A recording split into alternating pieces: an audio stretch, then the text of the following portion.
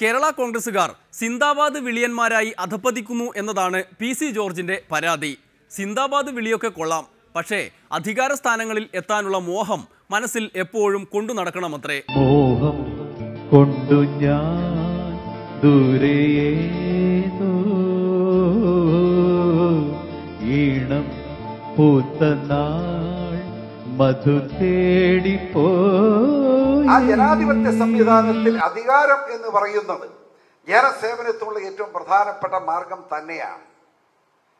ചുരുങ്ങിയതൊരു പഞ്ചായത്ത് മെമ്പറെങ്കിലും ആകാൻ, അത് ജില്ലയോ ബ്ലോക്ക് പഞ്ചായത്തോ ആവട്ടെ, അല്ലെങ്കിൽ മുനിസിപ്പാലിറ്റിയോ കോർപ്പറേഷനോ ആവട്ടെ, അല്ലെങ്കിൽ MLAയോ MP യോ ആവട്ടെ, അതൊക്കെ വന്നു ചേരുന്ന സ്ഥാനങ്ങളാണ് എന്ന സത്യം ഉൾക്കൊണ്ടുകൊണ്ട് ആ സ്ഥാനങ്ങളുടെ പ്രാധാന്യവും പ്രാമുഖ്യവും എന്ന് ചിന്തിച്ചുകൊണ്ട് വേണ്ടി വന്നാൽ ഒരു പഞ്ചായത്ത് മെമ്പറാവാൻ, ബ്ലോക്ക് മെമ്പറാവാൻ, ജില്ലാ പഞ്ചായത്ത് മെമ്പറാകാൻ, MLA ആകാൻ, MP ആകാൻ ഞാൻ യോഗ്യനാണ്, എനിക്കതിനുള്ള യോഗ്യതയുണ്ട്, എൻ്റെ പ്രവർത്തനം ആ പന്താവിനോടാണ് എന്ന് ചിന്തിക്കാനുള്ള ബാധ്യത കേരള യൂത്ത് ഫണ്ടിൻ്റെ എല്ലാ നേതാക്കന്മാർക്കും ഉണ്ട്.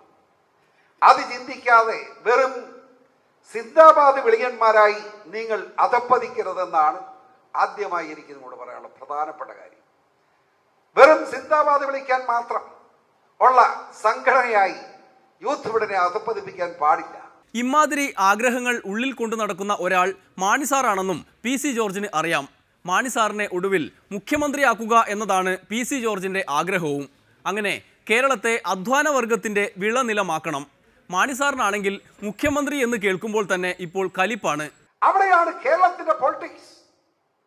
ആ അധ്വാനവർഗ സിദ്ധാന്തം നടപ്പാക്കണമെങ്കിൽ ആ സിദ്ധാന്തത്തിന്റെ ഉപജ്ഞാതാവ് തന്നെ കേരളത്തിലെ ഏറ്റവും തലമുതിർന്ന നേതാവായി ഉള്ളപ്പോ അദ്ദേഹത്തിന്റെ കൈകളിലേക്ക് കേരളത്തിന്റെ ഭരണം ഏൽപ്പിച്ചു കൊടുക്കണം. മോഹം കൊണ്ടു ഞാൻ ദൂരെയേതോ ഈണം പൂത്തനാൾ മധു തേടിപ്പോയി. നീളെ താഴെ തളിരാർന്നു പൂവനങ്ങൾ. മോഹം കൊണ്ടു ഞാൻ ദൂരെയേതോ ഈണം പൂത്തനാൾ മധു തേടിപ്പോയി. ഇത് പറയുമ്പോൾ പലർക്കും വിഷമാണ്. എനിക്കൊരു വിഷമവും ഇല്ല. മാണിസം നടപ്പാക്കണം, അധ്വാനവർഗ സിദ്ധാന്തം നടപ്പാക്കണമെന്ന് പറഞ്ഞാൽ അത് ഉമ്മൻചാണ്ടി ചെയ്യുവോ? എനിക്ക് പ്രതീക്ഷയില്ല. അത് പിണറായി സഹായം വന്ന് ചെയ്യുവോ? ഞാൻ പ്രതീക്ഷിക്കുന്നില്ല. അത് BJPയുടെ വകയിലേക്ക് ഭരണം കൊടുത്താൽ നടപ്പാകുമോ? ഞാൻ വിശ്വസിക്കുന്നില്ല. അപ്പൊ പിന്നെ എന്താണ് മാർഗം? അത് ഒറ്റ മാർഗമേ ഉള്ളൂ.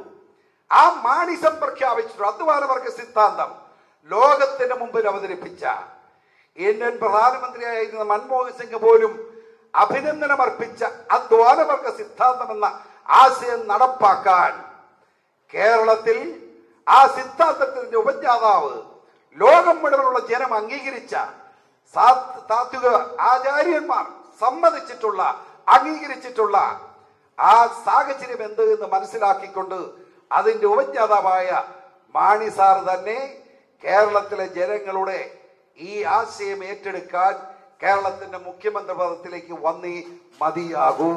കണ്ണിൽ കത്തും ദാഹം ഭാവജാലം പീലി നീർത്തി വർണ്ണങ്ങളാൽ മേലെ കതിർമാല കൈകൾ നീട്ടി.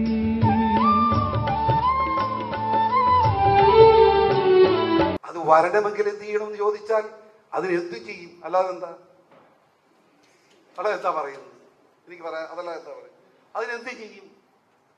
കാരണം അധ്വാനവർഗ സിദ്ധാന്തം നടപ്പാക്കാൻ ഇവിടത്തെ പാവപ്പെട്ട കൃഷിക്കാരൻ അവന്റെ വികാരം മനസ്സിലാക്കിക്കൊണ്ട്, ഇവിടത്തെ വേർപ്പെടുക്കുന്ന പാവപ്പെട്ട തൊഴിലാളി അവന്റെ വികാരം മനസ്സിലാക്കിക്കൊണ്ട്, ഇവിടത്തെ വിദ്യാർത്ഥികൾ, യുവജനങ്ങൾ തൊഴിലവസരങ്ങൾ നഷ്ടപ്പെട്ടതിന്റെ പേരിൽ ദുഃഖിക്കുന്ന യുവജനങ്ങൾ അവരുടെ ഒക്കെ വികാരം മാനിച്ചുകൊണ്ടുള്ള ഒരു കാഴ്ചപ്പാടോട് മുമ്പോട്ട് പോയെങ്കിൽ മാത്രമേ നമുക്ക് നമ്മുടെ ആശയം, ജനം അംഗീകരിച്ച ആശയം നടപ്പാക്കാൻ കഴിയൂ. മോഹം കൊണ്ടു ഞാൻ ദൂരേതോ ഈണം പൂത്ത നാൾ മധു തേടിപ്പോയി നീളെ താഴെ തളിരാർന്നു പൂവനങ്ങൾ. കേരള കോൺഗ്രസ് പാർട്ടിയുടെ പ്രവർത്തകരുടെ ആത്മാർത്ഥമായ ഒരു വികാരം, അതിനും അപ്പുറത്ത് കേരള കോൺഗ്രസ് വിശ്വാസമുള്ളവരുടെ ആത്മാർത്ഥമായ ഒരു ആഗ്രഹം, അതുപോലെ കേരളത്തിന് നന്മ ആഗ്രഹിക്കുന്ന ജനാധിപത്യ വിശ്വാസം ഒരു ആഗ്രഹമാണ് മാണി സാർ മുഖ്യമന്ത്രിയെ കണ്ടാൽ കൊള്ളാമെന്നുള്ളത്. അതിനെന്നാ തർക്കം? ആർക്കാ തർക്കം? അത് എല്ലാവർക്കും ആഗ്രഹമുണ്ട്. എന്താ അതിന് ഉമ്മൻചാണ്ടി അപ്പോൾ കോൺഗ്രസിനകത്ത് ഇപ്പോഴത്തെ ഗ്രൂപ്പ് രാഷ്ട്രീയത്തിൽ AICC തീരുമാനമെടുത്ത് മാണി സാറിന് മുഖ്യമന്ത്രിയൊക്കെ എന്നെ കുഴപ്പം? ഏതെങ്കിലും തീരുമാനം വരട്ടെന്ന്. ഞാൻ പറഞ്ഞത് താത്വിക വശമാണ്.